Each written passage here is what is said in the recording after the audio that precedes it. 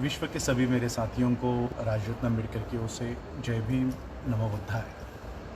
जैसा कि मैंने इस पोस्ट का टाइटल दिया है कि 2021 की जनगणना और आरएसएस का षड्यंत्र, मुझे कई सारे फ़ोन पंजाब से, नॉर्थ से, यूपी से, बिहार से आ रहे हैं और एक कैंपेनिंग चलाया जा रहा है कि आने वाले 2021 की जनगणना में खुद को चमार लिखवाओ, खुद को वाल्मीकि लिखवाओ या फिर रविदासिया लिखवाओ।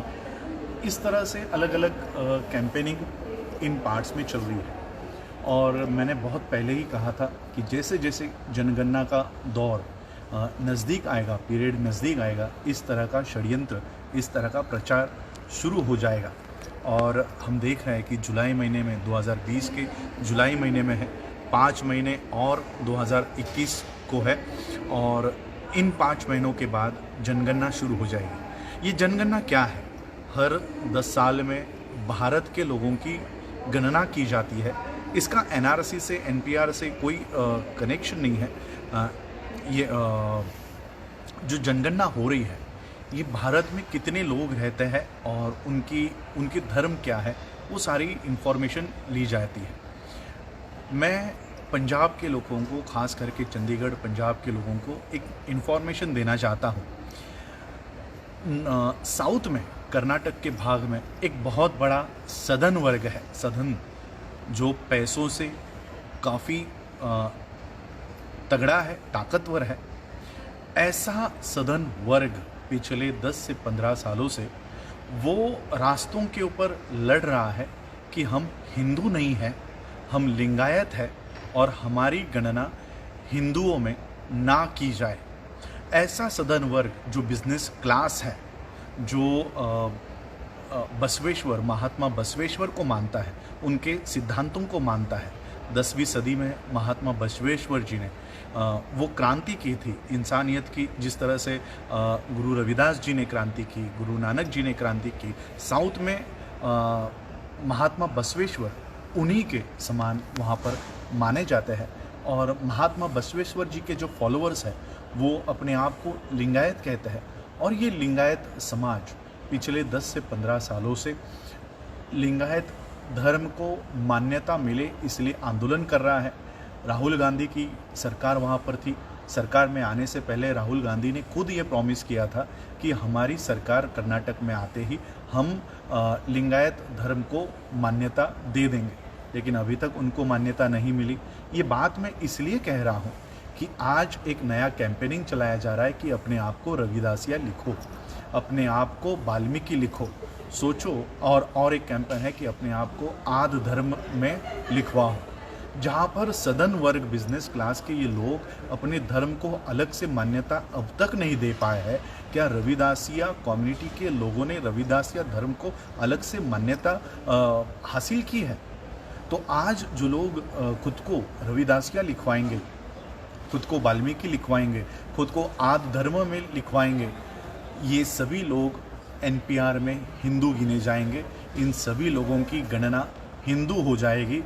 जिस व्यवस्था के खिलाफ गुरु रविदास जी ने संघर्ष किया, जिस व्यवस्था के खिलाफ गुरु नानक जी ने संघर्ष किया, बुद्ध का संघर्ष था, उसी ब्राह्मणी व्यवस्था को आप ही लोग मजबूत करने को बढ़ावा देंगे, आप ही लोग इसको मजबूत करते रहेंगे। और इसलिए ये आने वाली जो जनगणना है, जब तक मैं खुद चाहता हूँ कि रविदासिया गुरु रविदास जी को मानने वाले लोगों के लिए उनका एक अलग से सेक्ट हो, उनका एक अलग से धर्म हो, लेकिन अभी तक हम लोगों ने उस धर्म को मान्यता नहीं मिलवा पाए हैं। सोचिए, ये सरकार, ये मोदी गवर्नमेंट क्या रविदासी धर्म को मान्यता देगा? क्या आद धर्म को ये मान्यता देगा? और आप लोग भावनिकता के आधार पर खुद को रविदासिया लिखवाओगे, आद धर्म में लिखवाओगे और अपनी गणना हिंदुओं में करोगे। और इसलिए डॉक्टर बाबा साहब अम्बेडकर जी ने पूरा अध्ययन करके, पूरी पढ़ाई करके, रिसर्च करके बाबा साहब अपने आप को हिंदू नहीं कहलवाना चाहते थे। इसलिए बाबा साहब ने बौद्ध धर्म की शरण ले ली, क्योंकि बौद्ध धर्म ये एस्टैब्लिश्ड धर्म है, ये एक अलग धर्म की रिलीजन की इसको मान्यता है, और इसलिए बाबा साहब ने अपने आप को हिंदू के ब्रैकेट से बाहर निकाला और बौद्ध हो गए। लेकिन आज जो लोग अपने आप को हिंदू के ब्रैकेट से बाहर निकालना चाहते हैं, उनके पास दूसरा प्लेटफॉर्म नहीं है, और वो रविदास या आद धर्म अपने आप को लिखवा कर फिर से उसी हिंदू ब्रैकेट में वो वहीं पर कैद रहेंगे। और इसलिए मैं ये वीडियो खास उनके लिए बना रहा हूँ जो लोग ये अब प्रचार कर रहे हैं, डेरों से प्रचार कर रहे हैं कि अपने आप को रविदासिया धर्म में लिखवाओ, आद धर्म में लिखवाओ। लेकिन जो लोग कॉन्स्टिट्यूशन के ऊपर जिसकी पढ़ाई है, जो लोग लीगल कानूनी पढ़ाई जिनकी है, आप उनसे पूछ लो, एडवोकेट से पूछ लो, सुप्रीम कोर्ट के लोगों से पूछ लो, क्या आद धर्म और रविदासिया धर्म को मान्यता इस देश में है? और क्या अगर हम रास्तों के ऊपर के उतर कर हम इस धर्म को अलग से मान्यता देने की अगर मांग करते हैं, तो क्या ये सरकार उस धर्म को मान्यता देने वाली है? हमारे सामने उदाहरण है लिंगायत समाज का। आज भी लिंगायत समाज के लोगों को अलग धर्म की मान्यता नहीं है। परिणाम ये हुआ है, महाराष्ट्र में मराठा कम्युनिटी जो ब्राह्मणों के चुंगल से बचना चाहती थी, बाहर निकलना चाहती थी, उन्होंने शिव धर्म स्थापित कर लिया। लेकिन वो शिव धर्म को कोई मान्यता नहीं है, फिर से जाके ये लोग हिंदू ही कहलाते हैं। आदिवासी समाज ने अपने आप को हिंदू धर्म से अलग करने के लिए निसर्ग धर्म नाम का धर्म स्थापित कर लिया, लेकिन निसर्ग धर्म को भी कोई मान्यता नहीं है, फिर से वो आदिवासी हिंदू में ही गिना जाएगा। और इसलिए ये बात मैं आप लोगों को स्पष्ट कर रहा हूँ, आप लोग भी अगर यही गलती जो मराठा शिव धर्म बनाकर कर रहा है, आदिवासी निसर्ग धर्म के नाम पर कर रहा है, अगर यही गलती अगर आप करोगे तो उसी ब्रैकेट में, हिंदू के ब्रैकेट में ही पड़े रहोगे, और हिंदू के ही इस ब्रैकेट में हिंदू राष्ट्र को आप लोग बढ़ावा दोगे। और इसलिए 2021 में जो लोग बाबा साहब को मानते हैं, मैं उनसे ये गुजारिश करूँगा, ये रिक्वेस्ट करूँगा, अगर बाबा साहब को मानते हो तो बाबा साहब के नक्शे कदम पर हम लोगों को चलना चाहिए। इस हिंदू धर्म से बाहर निकलने के लिए बाबा साहब ने अपने आप को बौद्ध बनाया और बौद्ध धर्म में अपना वहाँ पर गणना करवाई।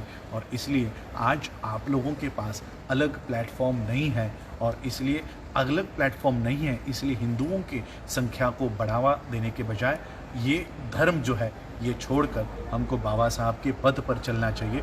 जो लोग बाबा साहब को मानते हैं वो लोग बौद्ध 2021 के गणना में सिर्फ बौद्ध लिखे। महाराष्ट्र में बहुत बड़ा षड्यंत्र चल रहा है, यहाँ के लोगों को बताया जा रहा है कि बौद्ध लिखते समय अपनी जाति लिखो, यानी महार बौद्ध, चमार बौद्ध, वाल्मीकि बौद्ध। ये आरएसएस का एक छोड़ा हुआ संदेश है, आरएसएस का छोड़ा हुआ ये प्लान है। इसमें ना फंसे।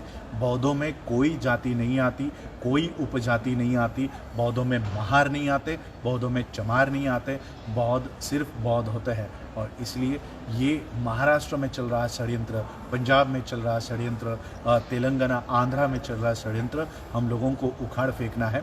2021 में अपनी गणना मैं आप लोगों के ऊपर ये छोड़ता हूँ, लेकिन जो लोग बाबा साहब को मानते हैं वो लोग बुद्धा के इस धम्म में वो लोग अपनी गणना करवाए और हिंदू इस जो कीचड़ है इसमें से बाहर निकले।